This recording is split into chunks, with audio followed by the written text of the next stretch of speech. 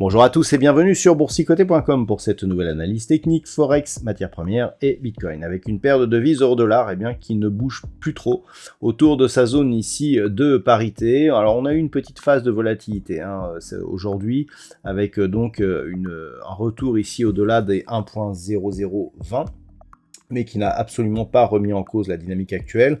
Donc on est resté comme quasiment toute cette semaine, depuis les annonces en tout cas de l'inflation américaine, autour de la zone de parité. Et toute velléité directionnelle, que ce soit la hausse ou la baisse, semble être réduite à néant pour l'instant. On est vraiment ici dans une phase de neutralisation, et ce, tant que l'on s'y situera entre ces zones ici, donc zone de point bas, proche des 0,9950, et zone de point haut ici, proche des 1.0030. Assez peu de directionnel à définir entre ces deux niveaux, tant on sent ici que la paire de devises a trouvé sa zone de stabilité ici autour de son niveau de parité.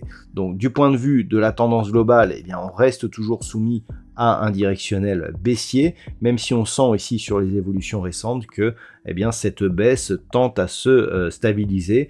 Donc pour l'instant, ça reste baissier sur le moyen terme, mais ça se neutralise d'un point de vue court terme. Sur la paire de devises livre sterling, je vous en parlais de ce niveau et il a été cassé. Donc là, on a des signaux techniques très importants, puisque je rappelle que ce niveau ici, il correspondait à un point bas que nous avions eu ici au mois de mars de l'année 2020. C'était un point bas historique, on était remonté depuis, on était remonté au-delà des 1.42 pour revenir ici sur ce niveau et pour le casser. On le voit très bien ici, on est sur un niveau de point bas ici qui est équivalent au niveau de clôture actuel de cette semaine, et on voit l'ombre basse sur la bougie, donc avec justement cette attaque. Alors clairement c'est un signal important, on manque encore d'amplitude pour vraiment le confirmer, mais on est sur des niveaux de cotation qui n'ont plus été vus depuis 1985, donc en gros 37 ans que la paire de devises livre sterling contre dollar américain ne s'était pas retrouvée à de tels niveaux. Donc le signal technique est relativement fort. Pour l'instant, d'un point de vue très court terme, on a acté la cassure de cette zone en revenant la tester ici comme résistance. Si on confirme cela la semaine prochaine, on pourra éventuellement trouver d'autres objectifs baissiers. Alors si on se reporte ici à la précédente phase d'objectif qui a relativement bien marché sur extension de Fibonacci ici, on l'avait vu sur ce contact, on peut tracer les mêmes retracements donc de Fibonacci sur le dernier niveau de rebond, et donc cela nous donne un tracé qui ressemble en gros à ça. Et lorsque l'on mesure l'extension de Fibonacci, il nous donne un nouvel objectif, alors là avec des niveaux qui sont vraiment très très bas, 1.1198 que l'on pourra éventuellement arrondir à 1.12, puisqu'on est même à 987, donc 99. Donc 1.12 serait le prochain objectif si cette cassure ici des 1.1405 venait à être validée comme elle est actuellement, puisque pour l'instant, il semblerait que ce niveau soit devenu résistance, mais on est toujours clairement ici dans une dynamique fortement baissière sur cette paire de devises livre sterling contre dollar américain, comme nous le sommes depuis ici ce double contact que nous avions eu à 1.4210. D'un point de vue moyen terme, ici on avait acté depuis très longtemps que cette dynamique était baissière et qu'elle même s'accélérait. Donc attention, potentiel relais ici sur cette paire de devises qui pourrait faire plonger les cours sur des niveaux qui n'ont plus été vus depuis donc plus de 35 ans. Sur l'or, nous sommes là aussi sur un niveau historique. Je rappelle donc l'importance de ce niveau des 1675 $ l'once. On est ici sur une vue en hebdomadaire.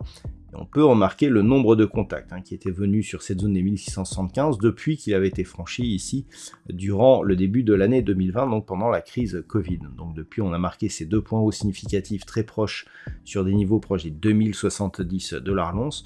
Le fait que l'on casse ici cette zone est une alerte sérieuse. Alors pour l'instant, d'un point de vue moyen terme, on a une cassure et un rebond ici. Donc il s'agit pour l'instant d'une première tentative. Ce niveau étant un niveau de support majeur, il est tout à fait logique que l'on ait ce type de réaction. Par contre, d'un point de vue court terme, il semblerait que on casse ici et que ce niveau agisse comme résistance. Donc il va falloir attendre un petit peu avant de vraiment confirmer la cassure de ce niveau. Mais ce qui est sûr en tout cas, c'est que si cette cassure était confirmée, eh bien on aura un signal de retournement majeur sur la tendance moyen terme, avec comme objectif donc moyen terme, eh bien une poursuite possible en direction des 1450 $ l'once. Sur le WTI, pas de gros changements. Aujourd'hui, on est resté ici juste au-dessus de la zone des 84 $ le baril. Donc il semblerait que l'on confirme ici l'accalmie que nous avons sur cet actif, puisque à part ici cette attaque, eh bien, on reste globalement au-dessus de cette zone. On est en train de construire ici une zone d'équilibre sur les prix du pétrole brut léger américain. Tant que cette zone des 84 n'est pas durablement cassée, on peut parier ici à une neutralisation entre 84 et grossièrement 90 $ le baril. Par contre, si on venait à casser ici ces zones et à confirmer la première attaque, on pourrait alors toujours trouver une zone de neutralité et d'équilibre, mais sur des niveaux nettement inférieurs, par exemple entre 80 et 84. Mais globalement, on sent bien que sur l'orientation de la tendance de fond, eh bien que l'on est en train de ralentir et que l'on devrait se stabiliser prochainement. Et enfin sur le Bitcoin, eh bien on est toujours ici sur une menace plutôt baissière. Ça fait maintenant des semaines que je vous indique que depuis ici cette attaque de la zone des 20 000 $ pour un Bitcoin, eh bien on avait une zone de cassure possible à 18 500 $ pour un Bitcoin. Si là on a rebondi, la zone des 25 500 qui était attendue au contact n'est pas arrivée. On est resté un petit peu à distance, 25 200 ici, puis on est redescendu. On revient tester ici par deux fois cette zone ici des 18 560. Je pensais que l'on allait s'équilibrer ici au-delà de cette zone des 20 000 quand on était remonté ici à 22 700, mais pas du tout, on revient ici. Donc clairement, on est en train de la fragiliser, cette zone des 20 000. Et la semaine prochaine, si les cours continuent à descendre, il va vraiment falloir surveiller cette zone des 18 500, qui, je le rappelle, est une zone de déclenchement pour valider la poursuite du mouvement baissier. Puisqu'en cas de rupture, eh bien, le Bitcoin aurait un objectif donc de baisse qui se situerait entre 13 500 et 15 000 $ pour un Bitcoin.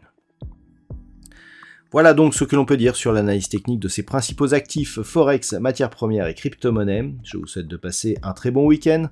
On se retrouve dès la semaine prochaine pour d'autres analyses techniques, toujours sur le site boursicoté.com.